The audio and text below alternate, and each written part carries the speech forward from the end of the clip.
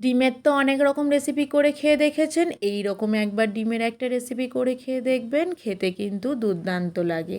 এখানে আমি জলের মধ্যে 3টে ডিম দিয়ে দিয়েছি, সামান্য পরিমাণে নুন দিয়ে ডিমটা ভালো করে সিদ্ধ করে খোলা ছাড়িয়ে রেখে দিয়েছি।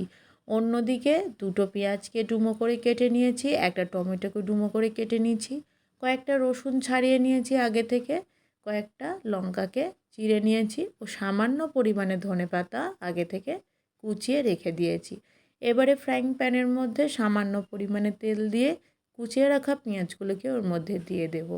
নাড়িয়ে চাড়িয়ে একটু লাল করে ভেজে নিয়ে এবার ওর মধ্যে দিয়ে দেব টমেটো কুচোনোটা ও একটা শুকনো লঙ্কা দিয়ে ভালো করে ভেজে নেব। ওইগুলো ভালো করে ভাজা হয়ে গেলে নামিয়ে নেব। ঠান্ডা হয়ে গেলে একটা মিক্সিং জারের মধ্যে ওইগুলোকে দিয়ে একটা ফাইন পেস্ট বানিয়ে রেখে দেব। অন্যদিকে আবারও ফ্রাইং প্যানের মধ্যে সামান্য তেল দিয়ে তাতে 3টে ডিম দিয়ে দেব। নুন ও হলুদ দিয়ে ডিমটাকে ভালো করে ভেজে নেব। ডিমটা ভালো মতন ভাজা হয়ে গেলে সেইগুলোকে তুলে রেখে দেব। এবার ফ্রাইং প্যানের মধ্যে প্রয়োজন মতন তেল দিয়ে দেব তরকারিটা করার জন্য। গোটা গরম মশলা ফোড়ন দিয়ে দেব। কিছুক্ষণ গরম মশলাটা নাড়িয়ে চাড়িয়ে নিয়ে 1 চামচের মতন রসুন বাটা দিয়ে দেব, 1 চামচের মতন আদা বাটা দিয়ে দেব, দিয়ে তেলের মধ্যে ভালো করে কষিয়ে নেব। এরপর দিয়ে দেব সেই পেস্ট করে রাখা মশলাটাকে, দিয়ে ভালো করে এবার মশলাটার সাথে কষিয়ে নেব। সামান্য পরিমাণে মিক্সিটাকে ধুয়ে নিয়ে সেই জলটা ওই মশলার মধ্যে দিয়ে দেব, দিয়ে ভালো করে আবারও মশলাটাকে কষাতে থাকবো।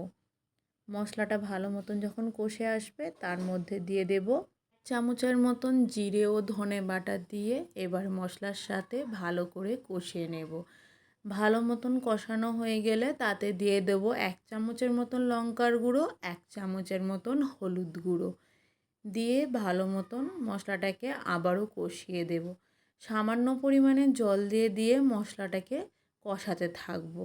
যখন দেখব মশলা থেকে তেল ছেড়ে আসছে, আগে থেকে আমি সামান্য পরিমাণে দই ফাটিয়ে রেখে দিয়েছিলাম, সেটা এবার মশলার মধ্যে দিয়ে দেব।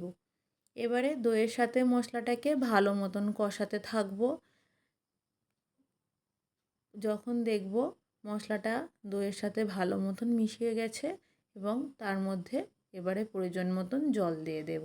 জলটা ফুটে এলে তার মধ্যে দিয়ে দেব নুন ও চিনিটা, দিয়ে কিছুক্ষণ ফুটিয়ে নিয়ে ডিমগুলোকে একে একে ঝোলের মধ্যে দিয়ে দেব। কিছুক্ষণ ফোটানোর পরে ঢাকা দিয়ে দেব উপর থেকে। যখন দেখব যে ঝোলটা একেবারের জন্য মরে এসছে, তখন ঢাকা খুলে নিয়ে ওর মধ্যে দিয়ে দেব সামান্য পরিমাণে পোস্ত বাটা, দিয়ে কিছুক্ষণ আবারও ভালো করে নাড়িয়ে চাড়িয়ে নেব। এবারে উপর থেকে দিয়ে দেব কাঁচা লঙ্কা চেরা ও ধনেপাতা কুচোনোটাকে, দিয়ে একেবারের জন্য রসটাকে মেরে মাখো মাখো করে তৈরি করে নেব। এই রকম করে একবার করে খেয়ে দেখবেন, ভাত বা রুটির সাথে খেতে দুর্দান্ত লাগে।